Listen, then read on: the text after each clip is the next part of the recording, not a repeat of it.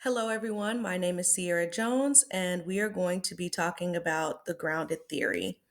Have you ever wondered how researchers develop theories from real world data instead of testing pre existing ones?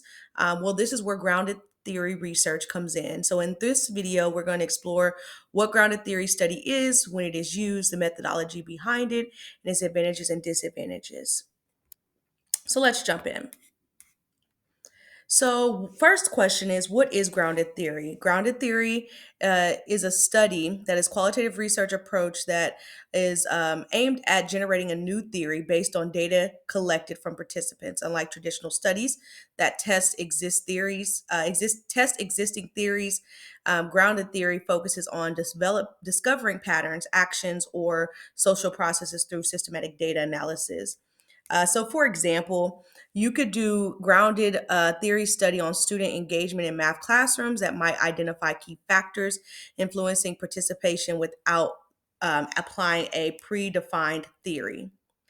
Um, Number two is, when should a grounded theory study be used?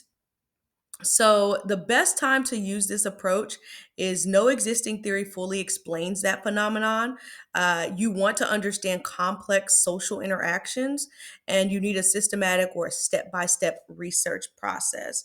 As an example, if we wanted to explore how first generation college students built trust with faculty, the grounded theory can help identify common experiences and create some type of a framework or a system from real student stories. Number three, what methodology is used in a grounded theory? It follows a systematic methodology to ensure that theories emerge directly from that data. So first thing would be a theoretical sampling, selecting participants based on emerging data needs, data collection, of course, using interviews, observations, and documents. Documents such as lesson plans or policies. You have constant comparative analysis, which is continuously comparing new data to existing findings, which we'll talk about a little bit later, may become a disadvantage. You have coding and categorizing, which is identifying patterns and themes. Theory development, which is forming a conceptual model based on those findings. So, this process allows for findings to remain flexible and reflective of real world experiences rather than forcing data into some type of rigid category. Number four is, what coding is used in grounded theory. So it uses that structured coding system to analyze data and to build a theory in some form of a step-by-step method. So three of the main types of coding is open coding, which is identifying key themes by breaking down data into smaller concepts. You have axle coding, connecting these themes to identify relationships and core concepts. And then selective coding, which you can refining these relationships to build the final theory. For an example, if a study of how teachers adapt to diverse classrooms, we may look at the start by categorizing the response about challenges, then grouping them into common strategies, and maybe even finally develop a framework for effective teacher adaptation. Just kind of going through all of those different coding methods of maybe like a step by step, like I stated earlier, which would be beneficial. Number five and six, we're going to talk about the advantages of grounding and disadvantages. Some major advantages is just the theory emerges from data. So, you're not influenced by preconceived ideas. It also allows a flexible and adaptive, it can evolve as new insights emerge, explains social processes, ideal for complex human interaction, as well as just applicable in many fields.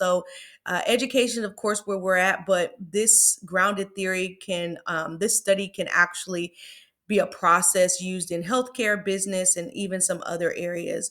It's a dynamic setting for classroom workspaces and even sometimes family interactions.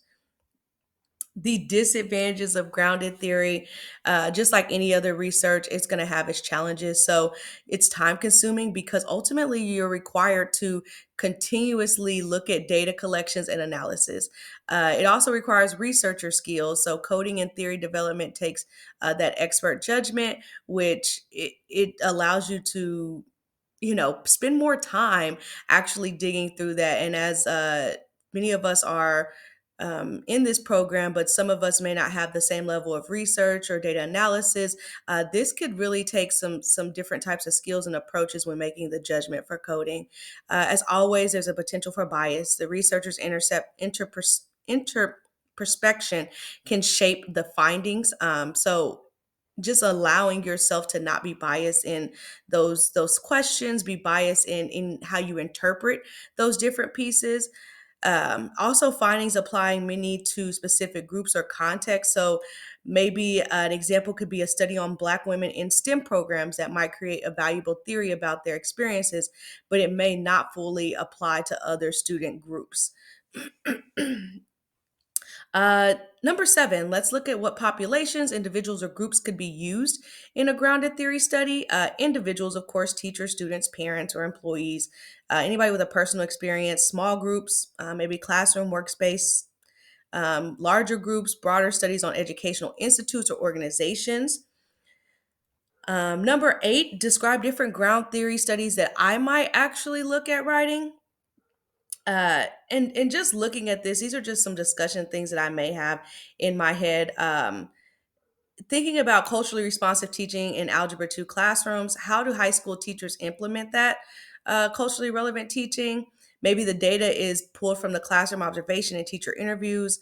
A goal that I have is maybe just to develop a framework for effective cultural responsiveness in a math instruction. So maybe how do you check for that understanding or check for that implementation, whether it goes through PLCs or some other type of professional development community. Maybe the role of professional development in teacher growth and how do teachers apply professional learning to real classroom challenges. That may look like pulling data from surveys, focus groups, classroom visits. The goal would really be to create a model explaining how teachers implement new strategies in their classrooms. So overall, just grounded theory, it's a great research method that helps us develop new theories based on real world experiences. It allows for flexibility. It has its pros and its cons, but it does allow for deep, meaningful insight into human behavior. So thank you all for watching this video. Have a good day.